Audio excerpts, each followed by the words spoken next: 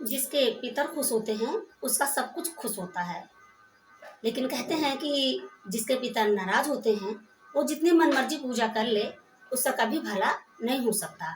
Welcome, अभिनंदन जी। मैं प्रतिभा अपने चैनल अपना हुनर में आप सभी लोगों का स्वागत करती हूँ। जय माता दी। कैसे हैं जी आप सभी लोग? सब ठीक हो? बस भगवान से मेरी यही प्रार्थना है, यही विनती है। 21 सितंबर दिन रविवार को पितृपक्ष की समाप्ति हो रही है। सर्व पितृ अमावस्या का समय है। उस दिन हमारे पितृ विदाई लेंगे। अभी तक जिन लोगों ने पितरों का कुछ भी नहीं किया है, अपने पितरों के लिए दान पुण्य, उनको पानी अगर नहीं दिया है तो अभी भी 2-3 दिन का समय है। इस बीच में वे अपने पितरों को खुश कर लें, उनको भोजन कराएं, तिल जल से पुष्प से उनको पानी दें और ब्राह्मणों को भोजन कराएं।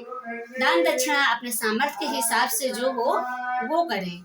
इस बार पितृ जिस दिन हमारे विदा हो रहे हैं उस दिन अमावस्या पड़ रही है। अमावस्या तो हमेशा आती है, लेकिन ये जो अमावस्या है ये बहुत ही खास अमावस्या है और सबसे बड़ी अमावस मानी गई है।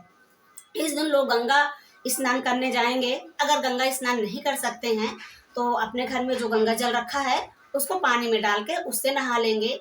गंगा जल का पूरे घर में छिड़काव करेंगे। और कहते हैं कि इस दिन सूर्य ग्रहण भी पड़ रहे हैं।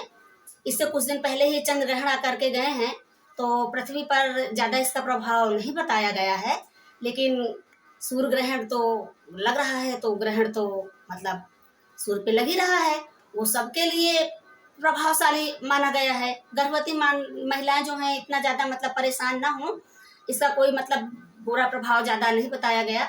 वो थाली में पानी लेकर के और हाथ जोड़ करके सूर्य देवता को नमस्कार करेंगी। सुबह उठ करके जल्दी से सूर्य देवता को जल, अक्षत, गंगा जल से उनको जल देंगी और उनको नमस्कार करेंगी।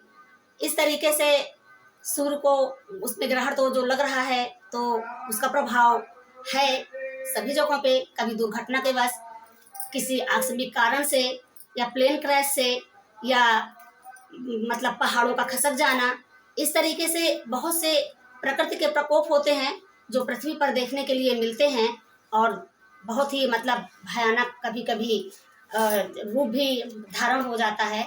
तो इस तरीके से उस दिन अमावस वाले दिन पीपल का उपाय भी कर सकते हैं। एक चौमुखी का दिया जलाएंगे और सरसों के तेल का दीपक पीपल के पेड़ के नीचे जला करके रख दिया जाएगा। घर में भी तेल का दिया जला करके द्वारे के मुख्य गेट के पास वहाँ पे भी जला करके रख दिया जाता है। और कहते हैं कि प्यारे दर्शकों, मैं आपसे एक बात जरूर कहूँगी कि गंगा जल का छिड़काव जरूर करें, क्योंकि गंगा जल घर की शुद्धिकरण करता है। और 22 सितंबर उसके अगले दिन से ही नवरात्र भी लग रही हैं। माता जी हमारे घर में अपनी कृपा बरसाने सबके घर पे आ रही हैं। तो माता की चौकी कब सजाएं और कब न सजाएं, तो पितृ देवता को विदा करने के बाद घर में साफ सफाई, छत में साफ सफाई करने के बाद गंगा जल का छिड़काव करिए। और शाम को माता रानी का अगर सामान है तो ठीक है, जो नहीं है वो हम मार्केट से लेकर के आ जाएंगे और मंदिर की साफ सफाई करेंगे, माता रानी की चौकी सजा देंगे। या फिर अगले दिन भी अगर सजा मतलब इच्छा है तो अगले दिन माता रानी की चौकी बैठा देंगे, तो कोई दिक्कत की बात नहीं है। चाहे शाम को बैठा लिए, चाहे सुबह बैठा लिए।